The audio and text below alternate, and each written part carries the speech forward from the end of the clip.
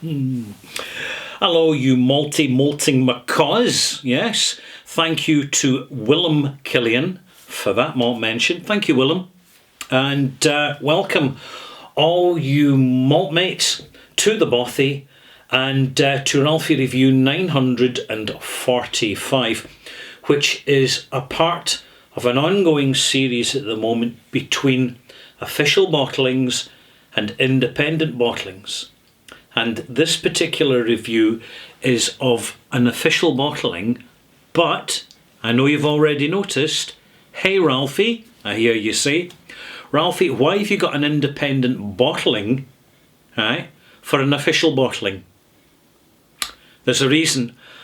Let me explain, but first of all, let me introduce Edredour Signatory Bottling from the Unchill Filtered series, bottled 46% unchill filtered single malt whisky, aged 10 years, distilled in 2011, bottled in 2021, cask number 386. This is bottle number 53. I shall pour a glass. It is probably unlikely when you go out looking, malt mates, that you're going to find anything that was bottled under cask 386. But no worries, because there's another bottling from a single cask from the Signatory range of Edredour along on a regular basis. So if you miss one, you'll certainly get the other. And the reason I am considering this an official bottling is because Signatory owns Edredour, or to be exact, the owner of Signatory owns Edredour. Now they may well be registered as separate businesses, but for all intents and purposes they are under one umbrella, and that umbrella is that an independent bottler owns a distillery. This is not an unusual situation because you have Springbank Distillery owning Cadenhead's independent bottlers. You have Gordon and MacPhail owning Benromach Distillery. And just shortly you will have Northstar owning a distillery down in Campbelltown as well. So you have this sort of meeting in the middle between official bottlers and independent bottlers, but when the whisky's coming from the same warehouse and is getting bottled in the same bottling plant, well, it becomes a grey area. And I think for convenience and for points of reference, and certainly from my perspective, one should consider independent bottlings of an official bottling distillery as one and the same.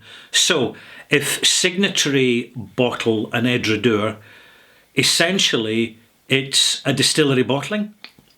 And if Gordon and MacPhail bottle a Benromach under their range, or one of their ranges, essentially that's an official bottling.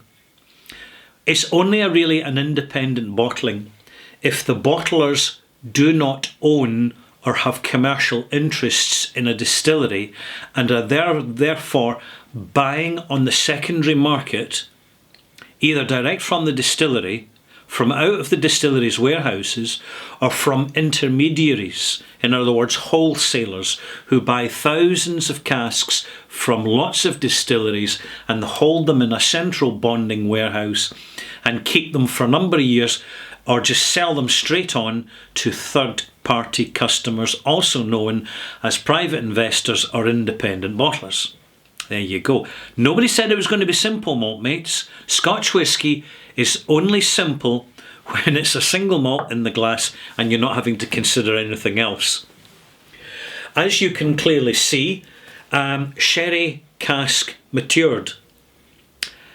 Signatory are following the theme of their official bottlings. In predominantly maturing Edradour in ex-sherry casks, simply because it suits the awkward, old school, earthy, complex style of the whisky. Now let's smell this, let's taste it, and let's tell you all about it. The nose reminds me very much of the standard official bottling, which is this one here. I'm going to come back to these two in Ralphie Review 945 Extras, so we'll put that aside for the moment.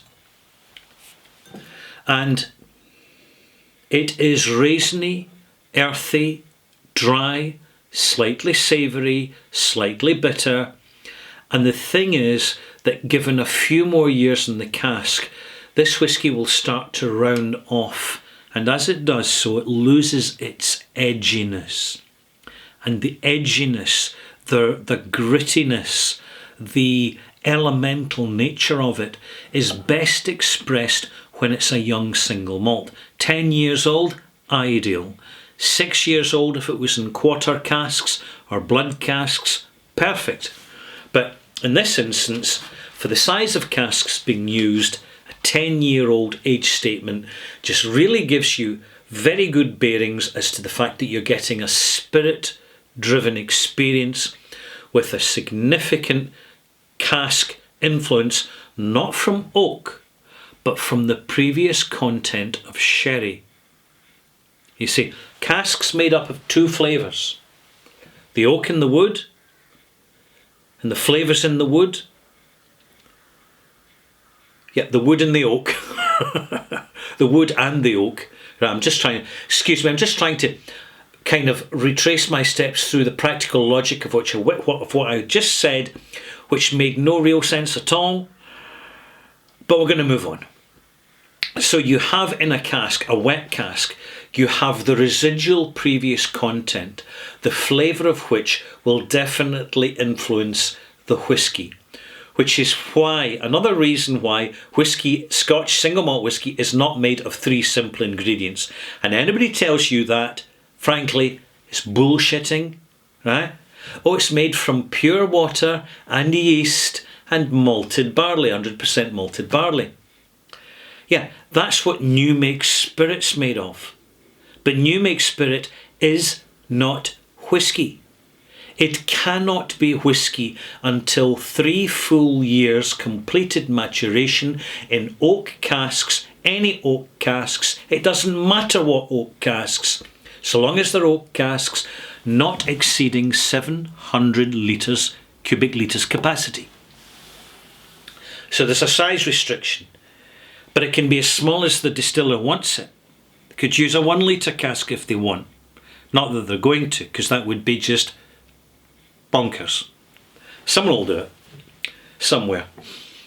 But when you've got the residual content of a wet cask, that is different from the actual flavours residing in the natural chemicals which are the composite of the wood that make up the structure and the utility of the cask itself. These are 2 separate things. It's very easy to confuse the 2. And in this whisky, at 10 years old, due to the restricted time of maturation, we're going to get less wood, right, but more of the previous content. You can tell that from just looking at the colour. You know, that is it's a pretty heavy colour. There's nothing, you don't get that from a bourbon cask. Unless it contains particularly tannic wood. The nose is juicy, Christmas cake, Christmas pudding, quite dessert, complex, dry, savoury. Raisins, dates, figs, brown fruit notes, dark plums. One taste, oh, boom.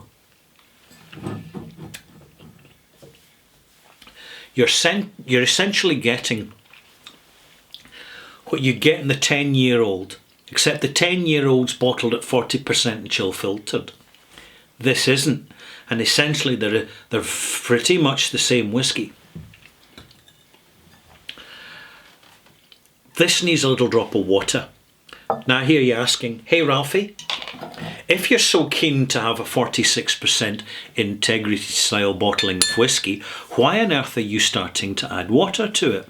Are you really wanting it to take it down to 40%? And if you are, why didn't you buy the 40% in the first place? Which you did, but good question. The fact is that when you add water to whiskey, you are not just diluting it. Superficially, you're diluting it. But there's a lot more happening than that. What you're doing is you're weakening the ability of the ethanol due to the addition of water to keep the bonds of the flavours from out the barley and out of the cask. This is a chemical reaction, you see now. A physical reaction like ice, water, frozen, turns from liquid to solid, is a physical reaction. For a very simple reason, it can be reversed. So you can turn water to ice and you can melt ice to water. But a chemical reaction is irreversible. For example, if you were to add bleach to an acid, you would get a neutral pH at some point. But you can't return that neutral pH solution to an acid and an alkali. It's an irreversible reaction, unless, of course, you've got some very advanced chemical equipment. But essentially, you can't. With whiskey, it's the same. The ethanol, having bonded the molecules of flavours from both the grain and the casks, is holding on to them because it's one of the properties of alcohol. But when you add water, you weaken that ability for the molecule of alcohol to hold on to the flavours, and therefore it releases them.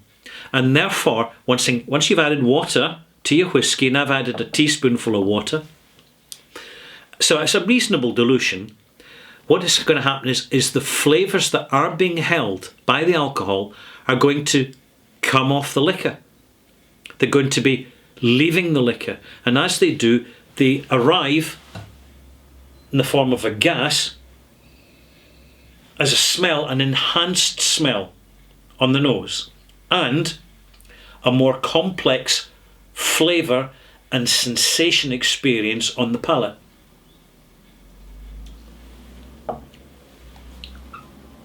Already, first taste, more dynamic, more raw than the 10-year-old. More earthy, more elemental, more storm blowing. This is no safe and sanitary single malt. This is a sherry monster. It is a savoury sherry monster. It isn't sweet and sour. It is so much more than that.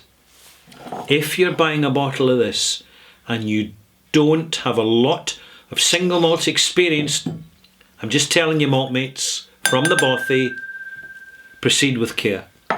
You may not like this. This is the opposite of the modern trend of single malts, which are looking to be rounded and complex and pleasant on the palate, and it chokes me to say this, smooth. This ain't smooth. This is a little bit rough. But it's not rough with badly made alcohol. It's rough with the storm of flavours which are coming off. They're relatively simple, but they're highly vocal. And they're giving you this fairly unique experience that's rather hard to find in modern contemporary Scotch single malt whisky. It's giving you an old, elemental, winter storm-like experience, which is absolutely perfect for a good conversation at the fireside. Here we go again. A little bit of mist now, Scotch mist appearing in the glass. More oil in the nose. A little more slight Turkish delight note, but it's still earthy. is still almost mossy. Is when you stick your hands in the ground and lift up earth and rub the earth together, right? Shake it off your hands and smell your hands. You get these complex, ozoned umami notes of fragrant, aromatic, almost floral, non-plant, root-infused complex. We'll leave it at that. And it's a little bit savoury, and it's a little bit fusile, and it's a little bit gritty, and it's quite unique actually. When you're tasting this whisky, there is not another whisky out there quite like this. It is highly distinctive. The nearest one I can think of is occasionally Glengarry. Some real earthy oddity Glenallich's, where the cask is just got a mind of its own.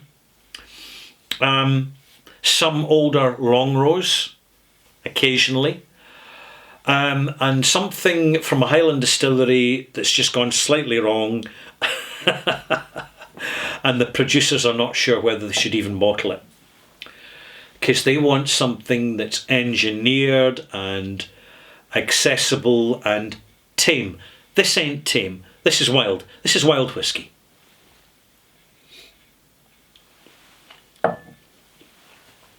It needs time, but when you give it time,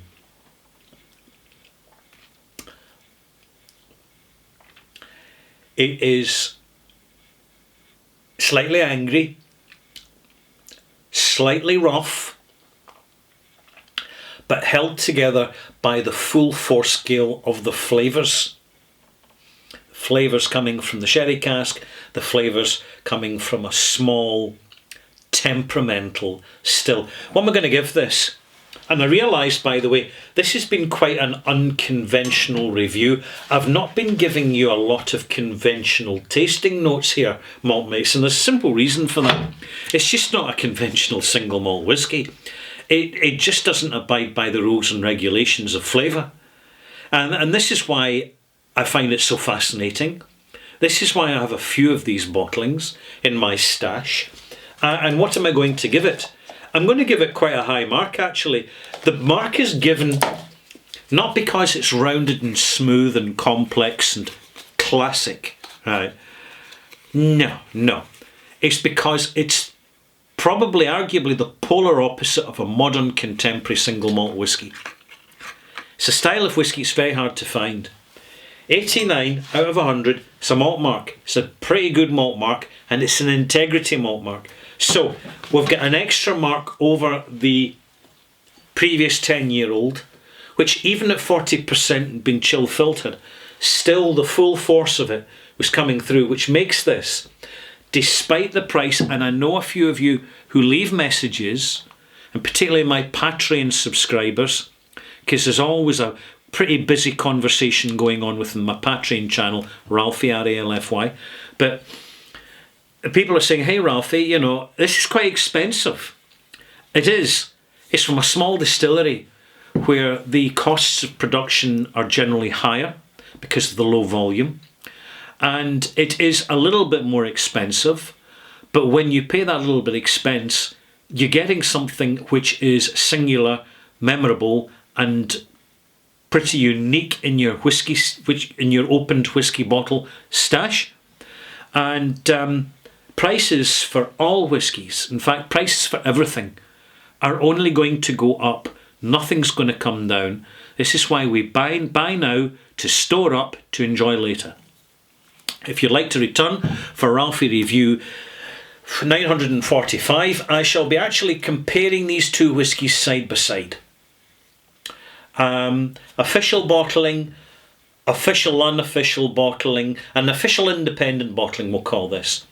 And it's part of a series where I'm focusing on Edredeur because as a distillery online, it really doesn't get much attention. So this is my summer season focus, is on Edredeur Distillery. So if you pop back for Ralphie Review 945 extras, we'll be going a little bit further of this, and I'll also be concluding with it how I calculate my malt marks, because malt marks can be quite a contentious subject, and I want to give you more of an explanation as to how I arrive at my decisions.